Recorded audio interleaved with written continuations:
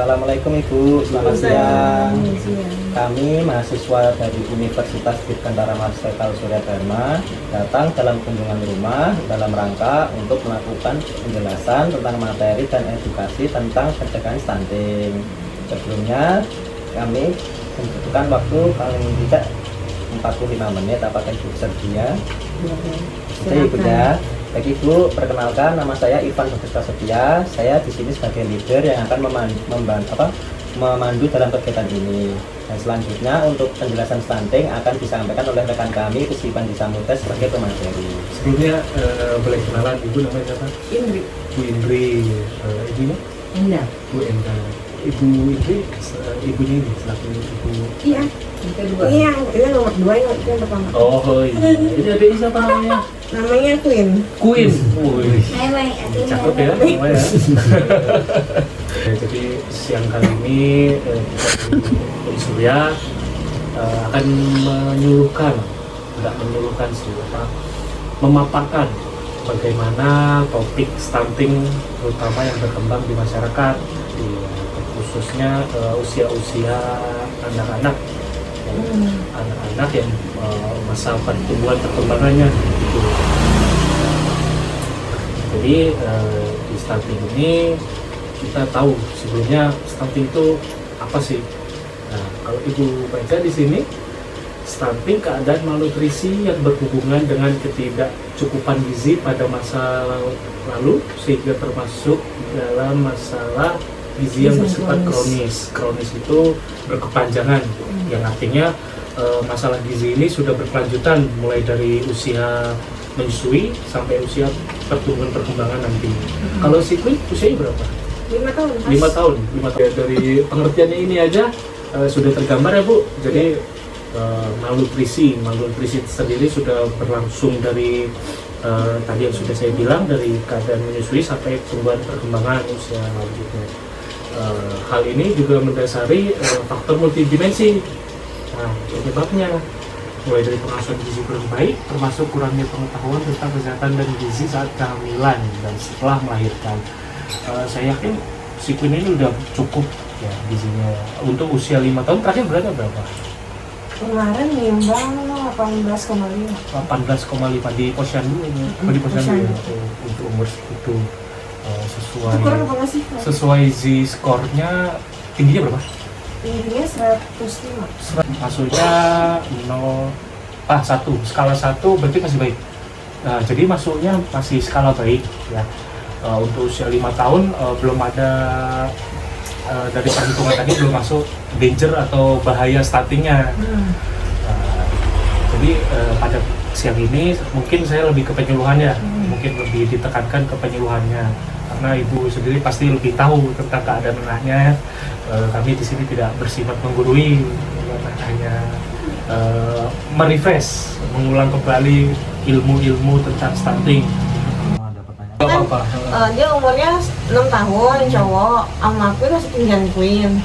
Beratnya kemarin pas saya timbang itu dia sekitar 16.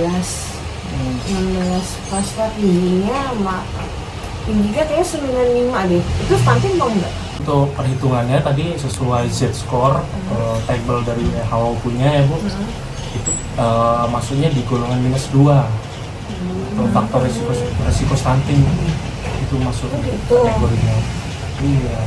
Bisa tuh disarankan ke posyandu untuk kontrol dari posyandu, nanti jadikan rekomendasi terapi apa. Nah, justru itu dia nggak pernah ke posyandu. Pakai tadi main ke sana nih sebelum dia pindah ke Depok. Udah di posyandu belum? Enggak Kak, nggak pernah posyandu. Betul. Vaksin juga kelewat. Iya, nggak pernah. Pas kemarin sama ayahnya, coba bang, sama Pak Adi nimbang yuk. Dia bilang nimbang, berapa nih? 19. Tingginya berapa tingginya? Wah, 95. Terus bagaimana tuh Mas biar nggak gini itu? Ya, mungkin lebih disarankan ke posyandu yang ada dorongan terutama dari keluarga dekat. Kalau kita mungkin penyuluhan tidak ada faktor dorongan nanti. dorongannya dari keluarga kita kan, apalagi ibu yang sudah paham tentang stunting itu apa, udah tahu faktor resiko nanti ke depannya gimana, dia tumbuh besarnya nanti gimana, terkait dengan IQ masa depannya juga kan. Nah itu dia. Ya mungkin itu tadi solusinya, dorongan dari keluarga terdekat, ada impulsif untuk anaknya sendiri, mungkin ada reward, ayo makan nanti jalan-jalan, jalan-jalan. Diiming-iming ya. Ini Ibu untuk leafletnya nanti bisa dibaca-baca, ini di dalamnya ada tentang pengertian sehari-hari juga. Apabila Ibu ada lupa nanti selanjutnya nanti bisa bisa hubungi ada nomor teleponnya juga. Berikut di leaflet itu ringkasan singkat Ibu yang tadi kita sempat bahas, senggol-senggol sedikit. Tapi dari pembahasan ini saya harap Ibu ada beberapa yang nyantol. Ya. Bukan yang tahu lagi. Udah ingat banget. Tapi saya minta tolong coba bisa nggak Ibu mengulangi materi singkat aja apa yang tadi dijelaskan dari definisi, faktor resiko. Nggak semua, kami nggak minta semua, hanya beberapa aja. Yang saya tahu aja ya. Iya yang tahu. Ya kalau stunting itu kan bermasalah dari masalah gizi, Betul. terus sama maksudnya tapi lebih condong ke pola hidup kali ya kalau untuk stunting itu. Bisa. Lebih condong pola hidup anak dan antara anak sama orang tua ini. Ya untuk pencegahannya ya lebih baik langsung konsultasi ke puskesmas terdekat aja, kalau nggak ke rumah sakit terdekat. Kalau profesional.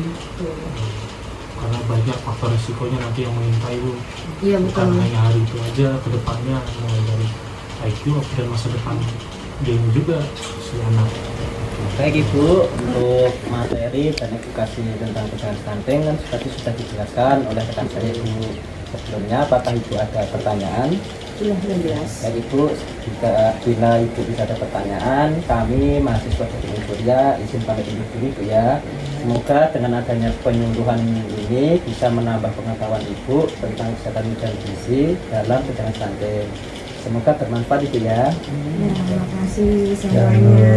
Selamat pagi rekan-rekan. Selamat pagi. Baik, saya akan melakukan tindakan hasil observasi kita tunjukkan ya. Untuk leader, saya mulai dengan dari leader sudah bagus untuk membuka penyuluhan dan menutup juga penyuluhan dengan baik.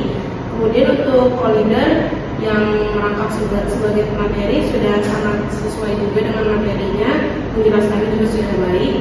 Untuk fasilitator juga sudah sesuai dengan tugasnya, memberikan privat juga.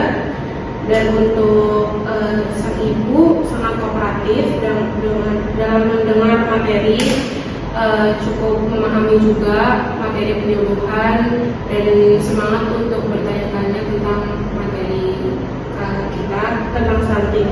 Baik, saya cukupkan untuk observasi penyuluhan kali ini. Ada yang ingin ditanyakan?